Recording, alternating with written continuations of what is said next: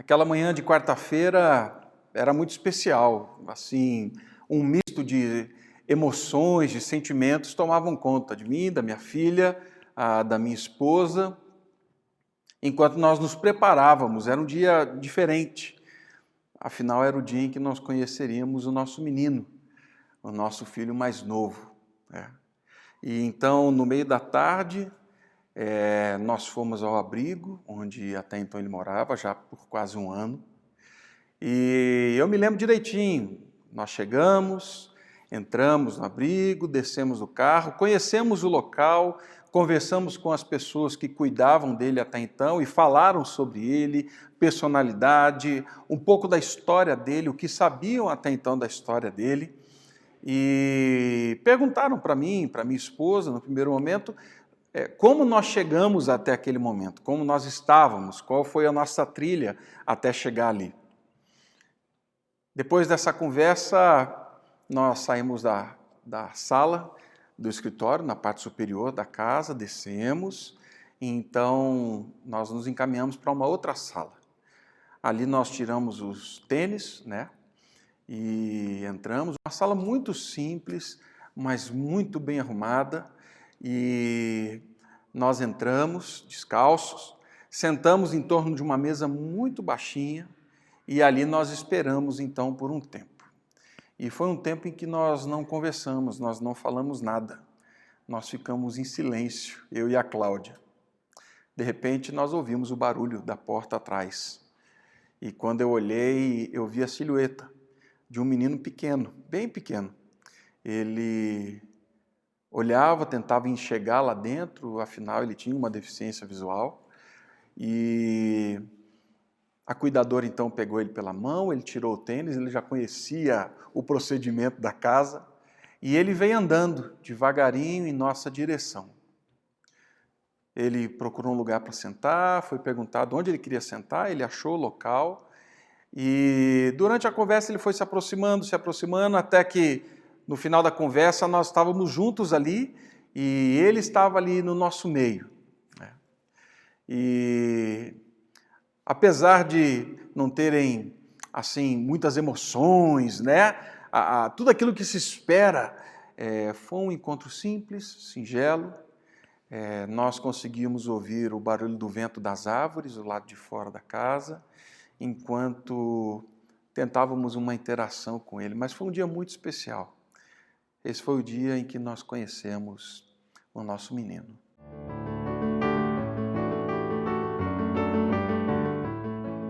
Bem-vindo a você que nos acompanha aqui no canal da IPP, a Igreja Presbiteriana do Planalto. Muito bom ter essa conversa contigo, nesse tempo em que estamos falando sobre a realidade da adoção em Cristo Jesus, e compartilhando um pouquinho da minha experiência, da experiência da minha família, da nossa casa, nesta realidade da adoção. E a minha oração tem sido para que Deus fale contigo, você que me acompanha, você que me ouve, e que Deus te inspire. E mais do que isso, que Deus abra os seus olhos para essa grande realidade do amor, da misericórdia, da graça dele em ter nos chamado a sermos filhos dele. Vamos orar. Pai Santo, louvado seja o teu nome, porque no teu grande amor o Senhor nos chamou a fazermos parte da tua família. Peço também para aqueles que ainda têm dúvidas e não conhecem esta realidade, que ao longo da nossa conversa o Senhor abra os olhos, e que vejam e entendam a grande graça, o amor, a misericórdia que o Senhor tem a nos dar por meio de Cristo Jesus. E que possamos nos ver, sim, filhos adotados com um grande amor por meio do teu Filho Jesus. Assim eu oro. Amém. Amém. Os nossos primeiros encontros, como eu disse agora há pouco, eles foram desmistificados, eles foram desromantizados ao longo do processo da espera, ao longo da preparação para receber o nosso menino, né? Os primeiros encontros foram encontros intensos, foram encontros assim, carregados de, sim, emoção, de sentimentos, foram encontros intensos pelo tempo, e eu creio que foi fundamental para nós construirmos o que nós temos hoje em família, para nos tornarmos quem nós somos em família hoje. Esse tempo foi fundamental, tempo para que nós pudéssemos nos conhecer, né? E os primeiros encontros foram assim, então. O meu menino de cabeça baixa, respondendo poucas vezes as nossas perguntas ou interação, e não tinha como esperar algo diferente. Afinal, nós éramos pessoas estranhas, nós éramos pessoas desconhecidas, ele não sabia quem era. Já tinha vivido uma experiência de abandono antes, se apegando a outras pessoas, agora numa conversa com ele, e já tinham tido essa conversa com ele, um casal chegaria e que gostaria de conhecê-lo a fim de adotá-lo. Mas nós éramos estranhos, então não tinha nada do que estranhar essa reação inicial de cabeça baixa, poucas respostas, poucas ações de interação. Mas com pouco tempo, e na verdade na segunda semana, o cenário já era muito diferente. Nós éramos aguardados, nós éramos esperados por ele. A cuidadora dizia que, e ele sabia exatamente o horário que nós íamos chegar, a cuidadora dizia que ele acordava bem cedinho, tomava café rápido, voltava, se arrumava, afinal, ele estava esperando. Ele estava esperando aquele casal chegar para passar esse tempo com ele. E por que mudou de uma semana para outra? Porque nós não éramos mais desconhecidos. Nesse tempo de convivência, como disse, foi intenso, nós criamos vínculos, afeto, nós nos damos, nós recebemos, nós nos demos, nós recebemos, nós criamos assim uma proximidade, o rosto era familiar, a voz era familiar, ele sabia que nós estávamos ali por ele e para ele.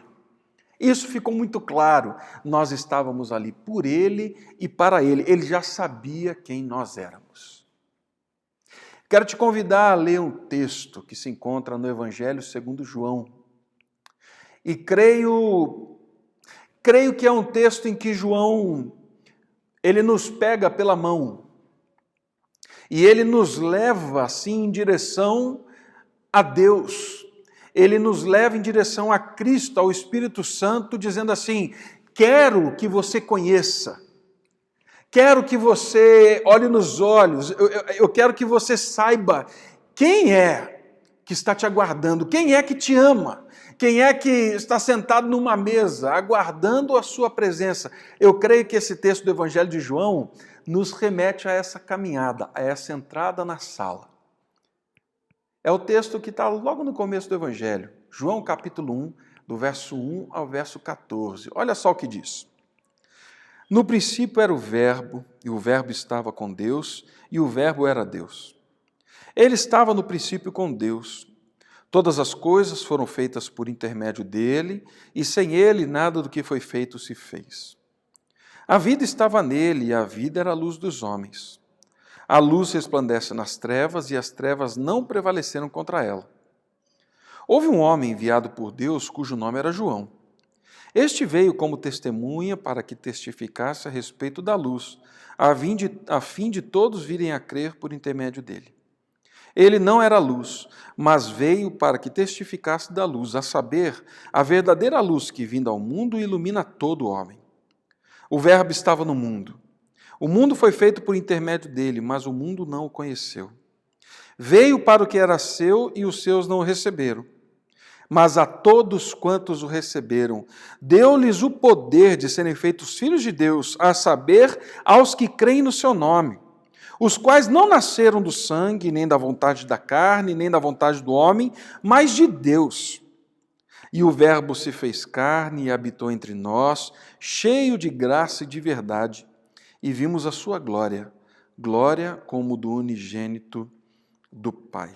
João tem um objetivo com o seu evangelho, e ele deixa isso claro para mim e para você lá no capítulo 20, no verso 31. onde ele fala assim: eu escrevi essas coisas para que vocês conheçam e saibam quem é Cristo, e crendo nele tenham a vida.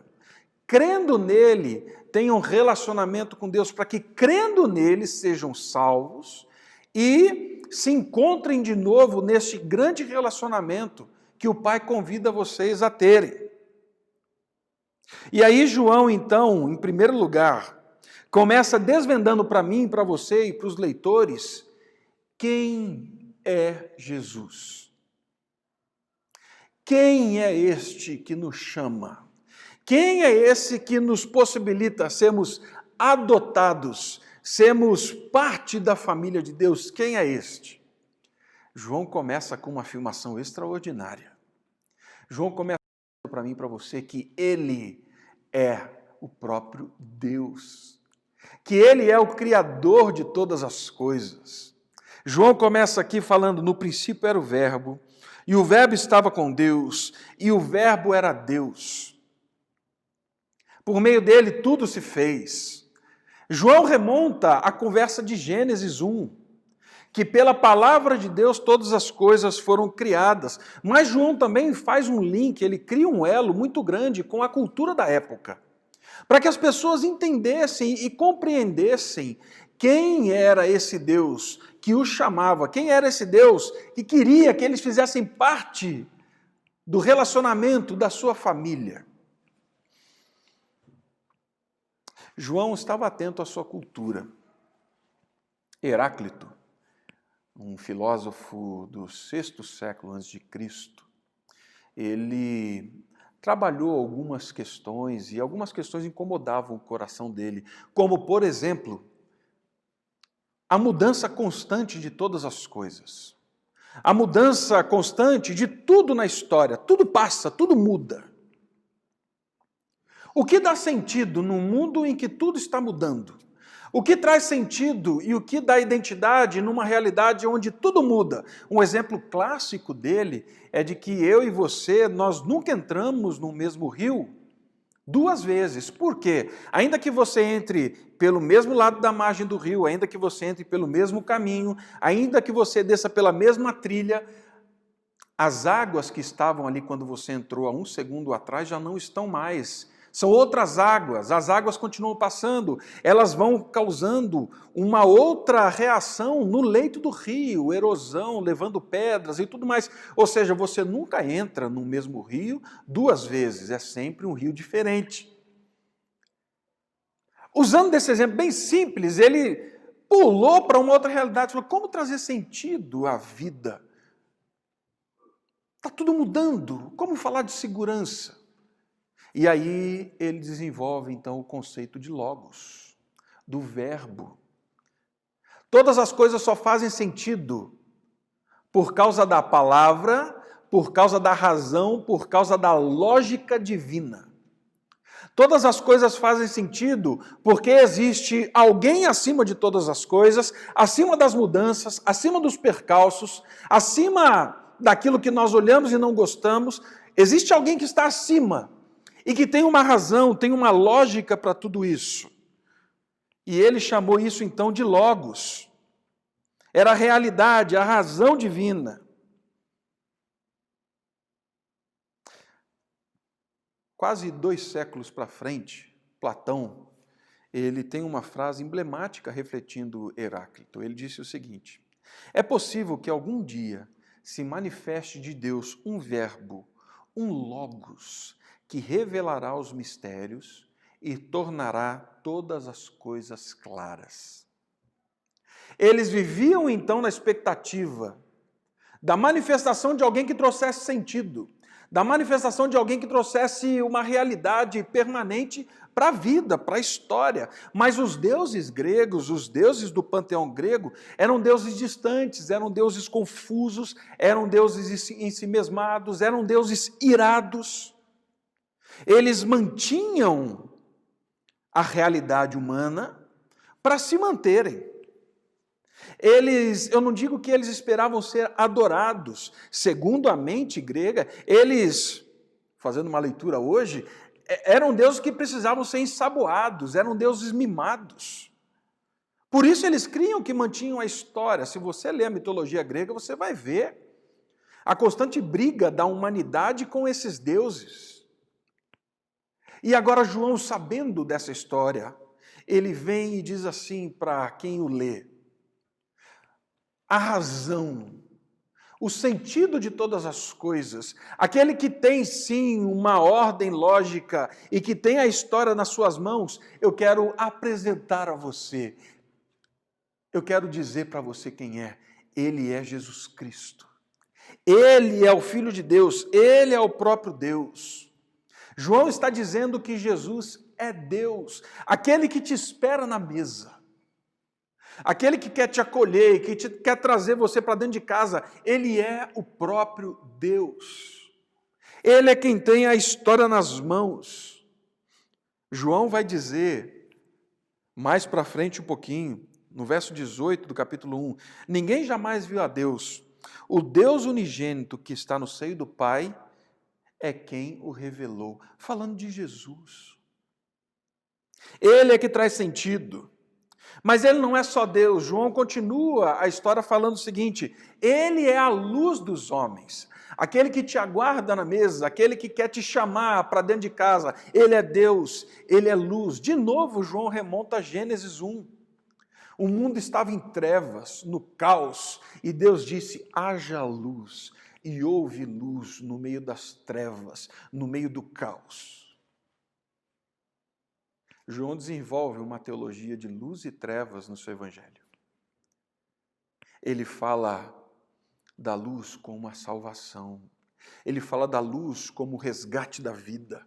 Ele fala da luz como aquele que vem e joga sobre mim, sobre vocês, sobre os seus leitores, sentido, rumo, direção, propósito, vida.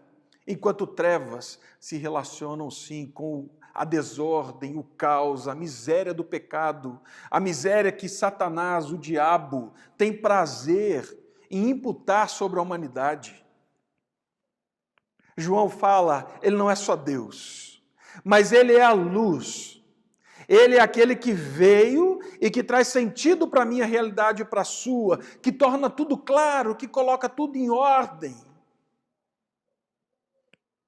Mas João continua falando, e ele no verso 14, então, fala para mim e para você, do caráter. Quem é esse Deus que te chama a ser filho e filha dele? No verso 14, ele começa dizendo que este que é Deus, que este que é luz, diferente dos outros deuses, diferente de Satanás, diferente do pecado que quer te usurpar, não, esse Deus se fez carne. O Verbo se fez carne. A encarnação de Cristo é um mistério, sempre vai ser um mistério para mim e para você. É como reter a água de toda uma represa com um simples muro de arrimo. É como falar de uma onda gigante sendo contida por uma tábua simples de madeira. É falar do Criador de todas as coisas, do poder infinito, do poder criativo, raciocinante, pensante, que criou tudo e todos, agora se limitando, se entregando às limitações da carne. Aquele que quer te chamar e me chamar, fazer parte da família dele, ele se reduz a uma geografia particular, ele se reduz a uma cultura, a um modus vivendi.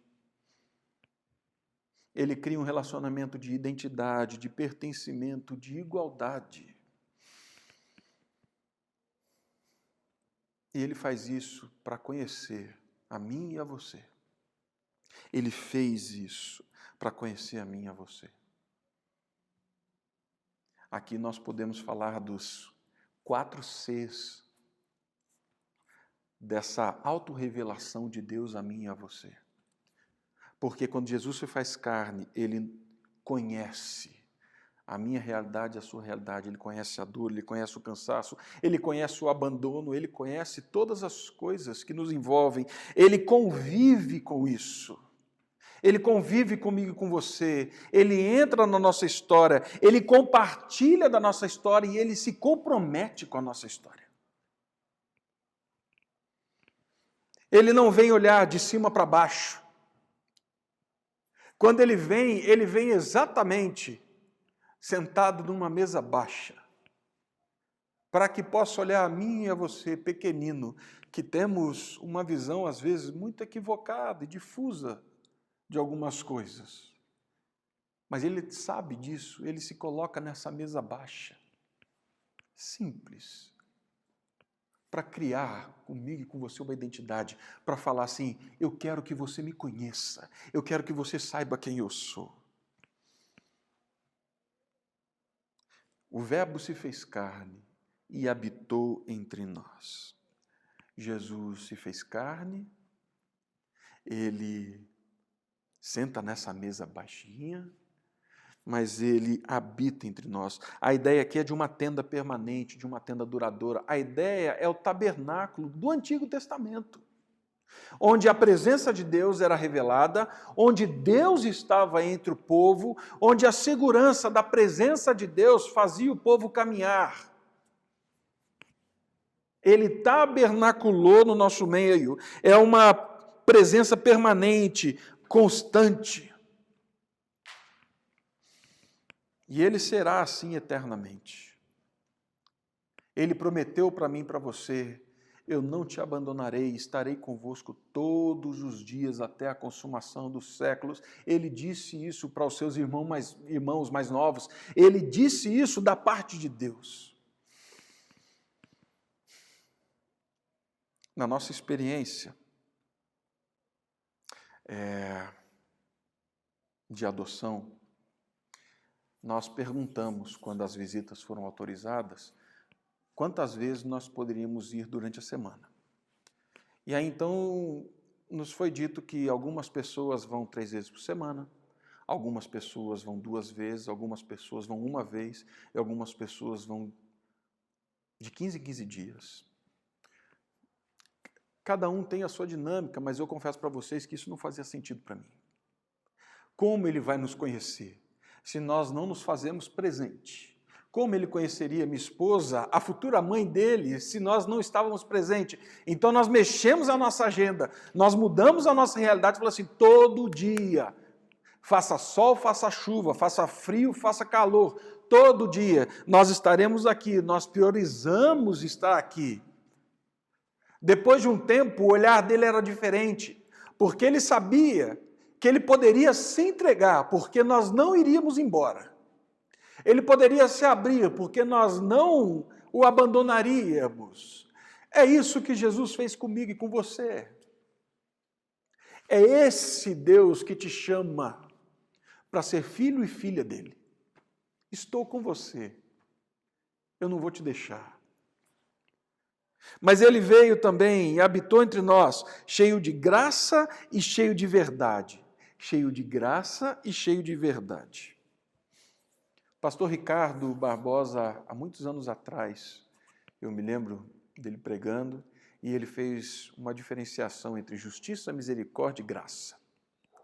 Ele diz que justiça é quando nós temos aquilo que merecemos. Misericórdia é quando nós não temos aquilo que merecemos. Mereceríamos algo, mas nós não temos. Graça é quando nós recebemos algo que definitivamente nós não merecíamos. João fala que a presença de Deus, e que esse Deus que vem ao meu encontro e ao seu encontro, e que quer se fazer conhecido, que esse Deus é cheio de graça. Que esse Deus é cheio de favor e merecido para com os pecadores, para comigo, com você. Ele é cheio de graça e de misericórdia por aqueles que foram abandonados, aqueles que foram usurpados pelo poder do pecado, pelos próprios apetites da carne, pelo maligno, pela morte. Esse Deus é um Deus que age com graça. Mesmo aqueles que falaram assim, te rejeitamos. Ele age com graça. A habitação e a presença de Deus é cheia de graça, porque ela traz salvação, para quem está perdido, para os pecadores. A Bíblia fala, e nós lemos isso, que isso não veio de mim, não veio de você, isso veio da vontade dele, nasce do coração dele, nasce da disposição dele, nasce do amor dele. Porque Deus amou o mundo de tal maneira que deu o seu único Filho para que todo aquele que nele crê não pereça, mas tenha vida eterna. João 3,16. Isso brota das entranhas dele, falando assim: eu vou na tua direção e eu quero te trazer de volta, independente da sua história, eu te chamo. É graça, porque a salvação de Jesus não encontra mérito nenhum em mim e em você, senão na misericórdia e no amor de Deus. É graça, porque se ela me avaliasse, eu não seria digno de ser chamado filho de Deus. É graça porque ainda assim, por meio do sangue de Jesus, na cruz, ele fala assim: eu te chamo para ser meu. É graça porque ela não é seletiva, porque todos pecaram e carecem da glória de Deus. Que glória é essa? De Jesus Cristo. O caminho da adoção me faz entender a graça como eu nunca tinha entendido. É graça, mas é cheia de verdade. Ele fala que ele nos alcançou pela graça, e a presença dele é cheia de graça, mas é cheia de verdade também. E o que ele quer dizer com isso? Ele está se revelando a mim e a você. O favor imerecido de Deus é cheio de verdade. Mas do que ele está falando? Lembre-se que João tem um objetivo. Eu quero que vocês conheçam a Cristo, para que vocês se tornem filhos de Deus. Jesus, esse que está sentado à mesa, me esperando e te esperando, e que nos acolheu, ele é o único caminho para a casa do Pai. Essa é a verdade fundamental. Ele é o único caminho. Ele é o único que pode nos conduzir, que pode nos levar, que pode nos fazer entrar de novo num relacionamento com Deus, que pode nos levar de novo a um relacionamento de pertencimento, de desfrutar da paternidade de Deus. É só Ele, por isso é que Ele é a verdade. Quando João escreve, João não está testificando a respeito da verdade, ele está falando assim: Ele é a verdade. Ele veio resgatar aquilo que havia se perdido. Ele veio resgatar a relação profunda de Deus com o homem. Ele veio dizer para mim e para você: eu sou o caminho para que você se torne filho e filha de Deus. E aí, o verso 14 termina dizendo: e vimos a sua glória, glória como do unigênito do Pai. Quando João nos pega pela mão e nos traz essa mesa, o que ele quer é que, sentando nessa mesa, nós tenhamos uma percepção real de quem é que nos chama. E ele fala assim: esse que está chamando vocês, ele revela a glória, a majestade, a grandeza, o amor, a graça, a misericórdia do Pai. Eu vi a glória. João, desde o começo do Evangelho, nós vimos aqui, ele faz declarações magníficas, grandiosas. João, nos versos anteriores, fala da grandeza, do poder de Jesus criando todas as coisas, colocando em ordem, que Ele é a luz. Mas João deixa para falar que viu a glória do Pai somente depois de falar da encarnação. João declara que a glória do Pai foi vista, foi percebida nessa caminhada, quando Ele nos trouxe e Ele mesmo foi trazido até a mesa. Essa mesa simples, e ali encarnado, com os pés no chão. Na história ele fala assim, ali é que eu vi a glória de Deus. Ele viu a glória de Deus em Cristo autolimitado, ele viu a glória de Deus em Cristo quando ele lavou os pés dos discípulos, ele viu a glória de Deus quando ele morreu na cruz do Calvário por amor a mim e por amor a você, para que fôssemos feitos filhos de Deus. Esse mesmo João, lá no livro de Apocalipse, numa das suas visões, no capítulo 5, ele diz que ele viu um grande livro na mão de um ancião e que esse livro continha os desígnios da história. E esse livro precisava ser aberto para que a história tivesse o seu desfecho. E aí, então, um ancião disse assim, mas não foi achado ninguém, todo mundo, digno de abrir esse livro. Então esse João, agora velho, preso, exilado na ilha de Pátimos, tendo essa visão, ele chora copiosamente, mas um ancião levanta a voz e diz assim, mas eis um, digno de abrir o livro. E ele é o leão da tribo de Judá. E quando João levanta os olhos, a Bíblia diz que João não vê o leão. Sabe quem João vê? O cordeiro como tendo sido morto, o cordeiro. A glória de Deus é vista. A glória de Deus foi vista naquele que se entregou na cruz do Calvário para consumar a história. A glória foi vista naquele que morreu na cruz do Calvário pelo meu pecado, pelo seu pecado, para que nós pudéssemos de novo caminhar em direção, sermos religados ao relacionamento com Deus. É sobre esse que João fala, mas a todos quantos o receberam. Receberam quem? Este que manifestou a glória do Pai na cruz do Calvário. Este que manifestou a glória do Pai falando assim, eu vou morrer pelos seus pecados, para que você seja parte da família, para que você venha desfrutar da comunhão com Deus. E hoje ainda ele continua salvando homens e mulheres. Ele continua chamando homens e mulheres a fazerem parte desse relacionamento, dessa comunhão com Deus. Por fim, me lembro de um dos momentos da nossa caminhada na adoção, em que depois de algumas semanas de visitas, nos pediram uma fotos. E fotos para que pudéssemos deixar com ele. Ele ainda não tinha vindo para casa. Nós deixamos algumas fotos. E aqui eu não quero enfraquecer em nada o poder que é, sem dúvida alguma, muito maior do que o que é expressado numa metáfora. Mas eu quero usá-la ainda assim, porque nós deixamos a foto com ele. No dia seguinte, quando voltamos, não éramos estranhos.